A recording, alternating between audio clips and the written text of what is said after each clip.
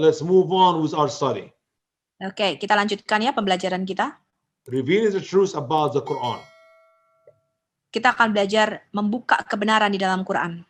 We know from the Bible Kita tahu dari Alkitab that God created Adam and Eve 4,000 years before Christ came in the flesh. Tuhan menciptakan Adam dan Hawa kira-kira 4.000 tahun sebelum Yesus lahir dalam rupa daging. And we know that sin came to this world because Adam and Eve sinned against God. Kita tahu dosa masuk ke dalam dunia karena Adam dan Hawa telah melakukan dosa. And that's why God punishes sin through the flood of Noah. Karena itu Tuhan menghukum dosa melalui banjir Nuh. You see, the Bible said the wages of sin is death. Alkitab berkata upah dosa adalah maut. And because all the people sin, all the people must die. Dan karena semua orang sudah berdosa, maka semua orang harus mati. And God chose the flood to kill all the people who live on the face of the earth, except Noah and his family. Dan Tuhan memutuskan untuk menghapuskan semua manusia dari muka bumi melalui banjir Nuh, kecuali keluarga Nuh yang diselamatkan. And that happened roughly around 2,300 years before Christ. Dan itu terjadi kurang lebih 2.300 tahun sebelum Yesus Kristus lahir. Now we know about a man by the name Abraham. Nah, kita tahu ada orang yang bernama Abraham. And God called him to leave his family and his relative to move to Israel, from Iraq to Israel. Tuhan memanggil Abraham untuk meninggalkan keluarganya dan dari Irak pergi ke tanah perjanjian. Around 1800 and some years, Kira-kira 1900 tahun sebelum Masehi, God promised Abraham Tuhan berjanji kepada Abraham that he will have a son. bahwa dia akan mempunyai seorang anak. And through the son, the whole world will be blessed. Dan melalui anak ini seluruh dunia akan diberkati. Muslims believe that son is Ishmael. Muslim percaya anak ini adalah Ismail. But the Bible did not say from Hagar, but from Sarah, he will have that son. Tapi Alkitab berkata bukan dari Hagar, melainkan dari Sarah lah dia akan memiliki anak ini, anak perjanjian ini.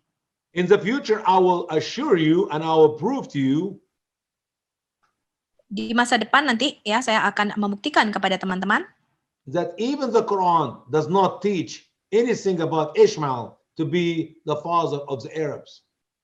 bahkan di dalam Quran pun tidak pernah ada diajarkan bahwa Ismail itu adalah bapa leluhurnya bangsa Arab. The Bible and the Quran clearly teaches Alkitab dan Quran jelas mengajarkan that the Ishmael have his sons who are Ishmaelites, not Arabs. bahwa keturunan Ismail itu namanya orang-orang Ismail ya, anak-anak Ismailat dan bukan orang-orang Arab. Arab came from another wife of Abraham. Arab itu lahir dari keturunan istri Abraham yang lainnya. As we will study Genesis chapter 25, Pada waktu kita belajar Kejadian ayat 25, pasal 25, we're going to learn about the wife by the name Keturah, the mother of all the Arabs. kita akan belajar mengenai istri Abraham yang bernama Keturah, yaitu ibu dari semua bangsa Arab. But let's move on in our study to Moses, Kita lanjutkan pembelajaran kita ke Musa, who came roughly around 1500 years before Christ. lahir kira-kira 1550 tahun sebelum Masehi. After Moses, we learn about King David, Setelah Musa, kita dengar tentang Raja Daud, who was roughly around 1000 years before Christ. kira-kira tahun 1000 sebelum Masehi. And many prophets came before Jesus came to this world 2000 years ago.